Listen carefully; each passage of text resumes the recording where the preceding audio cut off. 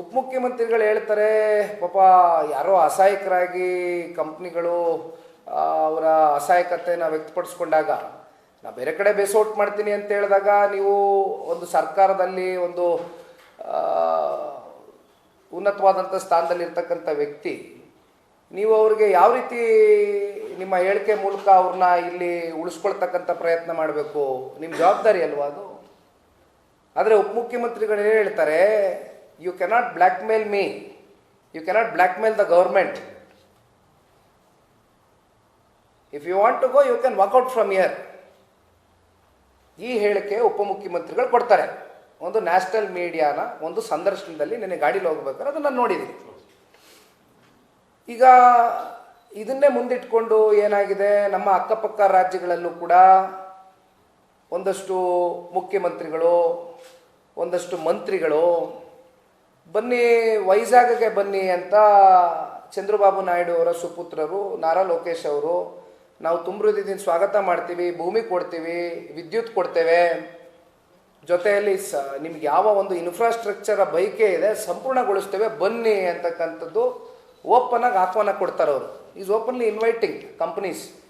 ಬೆಂಗಳೂರಿಂದ ಇವತ್ತು ಈ ರೀತಿ ಕಂಪ್ನಿಗಳು ವಾಕೌಟ್ ಆಗಿ ಬೇರೆ ಬೇರೆ ಅಕ್ಕಪಕ್ಕ ರಾಜ್ಯಗಳಿಗೆ ಹೋಗುವಂಥ ಸನ್ನಿವೇಶ ಕ್ರಿಯೇಟ್ ಆದರೆ ಔಟರ್ ರಿಂಗ್ ರೋಡಲ್ಲಿ ಇರೋವಂಥ ಈ ಮೇಜರ್ ಕಂಪ್ನೀಸ್ ಇವ್ರ ಮೂಲಕ ಸರ್ಕಾರಕ್ಕೆ ಬರ್ತಾ ಇರುವಂಥದ್ದು ಪ್ಲಸ್ BBMPಗೆ ಬರ್ತಾ ಇರೋವಂಥ ಆದಾಯಗಳು ಥ್ರೂ ಪ್ರಾಪರ್ಟಿ ಟ್ಯಾಕ್ಸ್ ಅಥವಾ other forms of tax collections ಹತ್ತತ್ರ 850 ಕೋಟಿ ರೂಪಾಯಿಯಷ್ಟು ಪ್ರತಿ ವರ್ಷ ಭರ್ತಿ ಆಗ್ತಾ ಇದೆ ಈ ಕಂಪ್ನಿಗಳ ಮೂಲಕ ಸರ್ಕಾರಕ್ಕೆ ಟ್ಯಾಕ್ಸ್ ಕಲೆಕ್ಷನ್ಗಳು.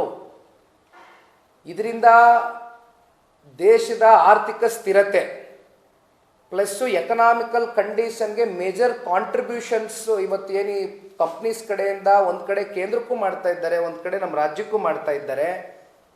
ಇವರನ್ನ ನಾವು ಯಾವ ರೀತಿ ಉಳಿಸ್ಕೋಬೇಕು ಅಥವಾ ಇನ್ನಷ್ಟು ಕಂಪ್ನಿಗಳನ್ನ ನಾವು ಯಾವ ರೀತಿ ಬೆಂಗಳೂರು ನಗರಕ್ಕೆ ತಗೊಂಡು ಬರ್ತಕ್ಕಂಥದ್ದಕ್ಕೆ ಸರ್ಕಾರಗಳು ಒಂದಷ್ಟು ಹೆಜ್ಜೆಗಳನ್ನ ಇಡಬೇಕು, ಇದ್ರ ಬಗ್ಗೆ ಸರ್ಕಾರ ಚರ್ಚೆ ಮಾಡ್ತಾ ಇಲ್ಲ. ಆದರೆ ಮಾನ್ಯ ಉಪಮುಖ್ಯಮಂತ್ರಿಗಳು you cannot blackmail, you cannot blackmail, you can walk out from here ಅಂತ ಹೇಳ್ತಾರಂತೆ. ಅದನ್ನು ನಾವು ನೋಡಿದ್ದೀವಿ.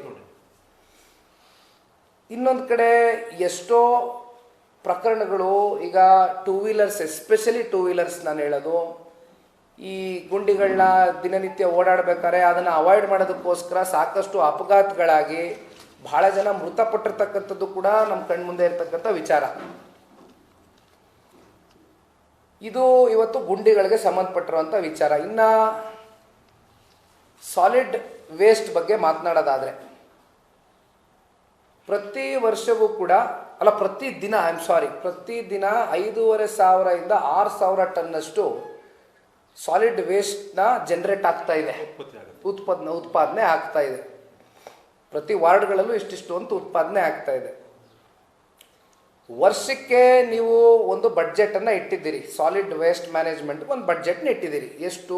1,600 ಕೋಟಿ ರೂಪಾಯಿ ಮೊದಲನೇ ವರ್ಷ, ಮತ್ತು 1,600 ಕೋಟಿ ರೂಪಾಯಿ ಎರಡನೇ ವರ್ಷ, ಮತ್ತು 1,400 ಕೋಟಿ ರೂಪಾಯಿ ಮೂರನೇ ವರ್ಷ. ಟೋಟಲಿ 4,600 ಕೋಟಿ ರೂಪಾಯಿಯಷ್ಟು ಬಡ್ಜೆಟನ್ನು ದುಡ್ಡನ್ನು ಹೂಡಿಕೆಯನ್ನು ಮಾಡಿದ್ದೀರಿ ಈ ಸಾಲಿಡ್ ವೇಸ್ಟ್ ಮ್ಯಾನೇಜ್ಮೆಂಟ್ನ.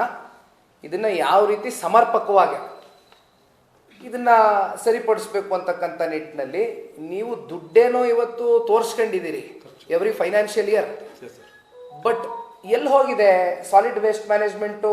ಪ್ರತಿ ವಾರ್ಡ್ಗಳಲ್ಲೂ ಹೋಗಿ ನೋಡಿದ್ರೆ ಇವತ್ತು ಅಲ್ಲೇ ಕೊಳತು ನಾರ್ತಾ ಇದೆ, ಸಂಪೂರ್ಣ ವೇಸ್ಟು ಅಲ್ಲೇ ಕೊಳತು ನಾರ್ತಾ ಇದೆ. ಅದನ್ನು ಯಾವ ರೀತಿ ನೀವು ಇದನ್ನು ಸರಿಪಡಿಸ್ತಕ್ಕಂಥದ್ದಕ್ಕೆ ಹೆಜ್ಜೆಯನ್ನು ಇಟ್ಟಿದ್ದೀರಿ? ಈ ದುಡ್ಡು ಎಲ್ಲಿ ಹೋಗಿದೆ? ಇದು ಕೂಡ ಇವತ್ತು ಸಾರ್ವಜನಿಕರು ಕೇಳ್ತಾ ಇರ್ತಕ್ಕಂಥ ಪ್ರಶ್ನೆ. ಬಹಳ ಗಂಭೀರವಾದಂಥ ವಿಚಾರ ಇದೆ. ಯಾಕೆಂದರೆ ಇದರಿಂದ ನಿಮ್ಗೆ ಆಗ್ತಕ್ಕಂಥ ಸಮಸ್ಯೆಗಳೇನು? ವಯಸ್ಸಾದಂಥವರು ಮಕ್ಕಳು ಪ್ರತಿನಿತ್ಯ ಆ ವಾರ್ಡ್ಗಳಲ್ಲಿ ಅವ್ರ ಮನೆಗಳಿಗೆ ಹೋಗಬೇಕಾದ್ರೆ ಅದನ್ನು ದಾಟೆ ಹೋಗಬೇಕು, ಏನು ಹಾರ್ಕಂಡೇನು ಮನೆಗೆ ಹೋಗಿ ಕೂರಕ್ಕಾಗಲ್ಲ. ಅವರ ಆರೋಗ್ಯದ ಮೇಲೆ ಆಗ್ತಕ್ಕಂಥ ಪರಿಣಾಮಗಳೇನು? ಜೊತೆಯಲ್ಲಿ ಇಷ್ಟೆಲ್ಲ ಬೆಂಗಳೂರಿನ ನಾಗರಿಕರ ಮೇಲೆ ನೀರಿನ ಮೇಲೆ ಶುಲ್ಕ ಹೆಚ್ಚಳ ಮಾಡಿದ್ರಿ, ಹಾಲಿನ ಮೇಲೆ ಶುಲ್ಕ ಹೆಚ್ಚಳ ಮಾಡಿದ್ರಿ, ಇನ್ನು ಪ್ರಾಪರ್ಟಿ ಟ್ಯಾಕ್ಸ್ ಜಾಸ್ತಿ ಮಾಡಿದ್ದೀರಿ, ಗಾರ್ಬೇಜ್ ಸೆಸ್ಸನ್ನು ಜಾಸ್ತಿ ಮಾಡ್ಕೊಂಡಿದ್ದೀರಿ. ಮೆಟ್ರೋ ಹೇಳ್ದಂಗೆ ಮೆಟ್ರೋ ಬಹುಶಃ ಇಡೀ ರಾಜ್ಯದಲ್ಲಿ ಎಲ್ಲೂ ಕೂಡ ದೇಶದಲ್ಲಿ ಯಾವ ರಾಜ್ಯದಲ್ಲೂ ಇಷ್ಟು ದೊಡ್ಡ ಮಟ್ಟದಲ್ಲಿ ನೀವು ಮೆಟ್ರೋಗೂ ಕೂಡ ಇವತ್ತು ಬೆಲೆಯನ್ನು ಏರಿಕೆ ಮಾಡ್ಕೊಂಡಿದ್ದೀರಿ 76%.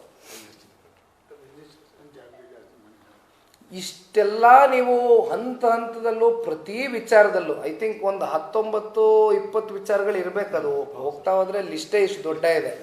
ಪ್ರತಿ ವಿಚಾರದಲ್ಲೂ ನೀವು ಬೆಂಗಳೂರಿನ ನಾಗರಿಕರ ಮೇಲೆ ಶುಲ್ಕ ಹೆಚ್ಚಳ ಮಾಡಿದ್ದೀರಿ. ಬೆಂಗಳೂರಿನ ನಾಗರಿಕರ ಕಾಂಟ್ರಿಬ್ಯೂಷನ್ನು ಇಡೀ ರಾಜ್ಯಕ್ಕೆ ಬಹಳ ದೊಡ್ಡ ಮಟ್ಟದಲ್ಲಿದೆ.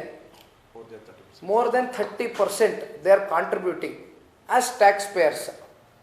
ಇಷ್ಟೆಲ್ಲ ಟ್ಯಾಕ್ಸನ್ನು ಕಟ್ತಾ ಇರ್ತಕ್ಕಂಥ ಬೆಂಗಳೂರಿನ ನಾಗರಿಕನಿಗೆ ನೀವು ಕೊಡ್ತಾ ಇರ್ತಕ್ಕಂಥ ಬೇಸಿಕ್ ಅಮ್ಯುನಿಟೀಸು, ಫೆಸಿಲಿಟೀಸು, ಇನ್ಫ್ರಾಸ್ಟ್ರಕ್ಚರು ಏನು? What is that you are going to provide? ಏನು ಇಲ್ಲಿವರೆಗೂ ಏನು ಪ್ರಾವಿಷನ್ ಮಾಡ್ಕೊಂಡು ಬಂದಿದ್ದೀರಿ? ಏನು ಕೊಡ್ಲಿಕ್ಕಾಗಿಲ್ಲ ನೀವು ಇಲ್ಲಿವರೆಗೂ. ಇವತ್ತು ಇದೇ ರೀತಿ ಆಗ್ತಾ ಹೋದರೆ ಈ ಕಂಪ್ನಿಗಳು ಇಲ್ಲಿಂದ ಹೊರಗಡೆ ಹೋದರೆ ಮುಂದಿನ ದಿನಗಳಲ್ಲಿ economically we will be in a very very bad state. ಉದ್ಯೋಗಗಳು ಜೊತೆಯಲ್ಲಿ ಇವತ್ತೇನು ನಿಮಗೆ ಉತ್ಪಾದನೆ ಆಗ್ತಾ ಇದೆ, ಇಷ್ಟೆಲ್ಲ ನಿಮಗೆ ಟ್ಯಾಕ್ಸ್ ಬೆನಿಫಿಟ್ಸ್ ಆಗ್ತಾ ಇದೆ, ಇದೆಲ್ಲವೂ ಕೂಡ ನಿಂತು ಹೋಗ್ತದೆ.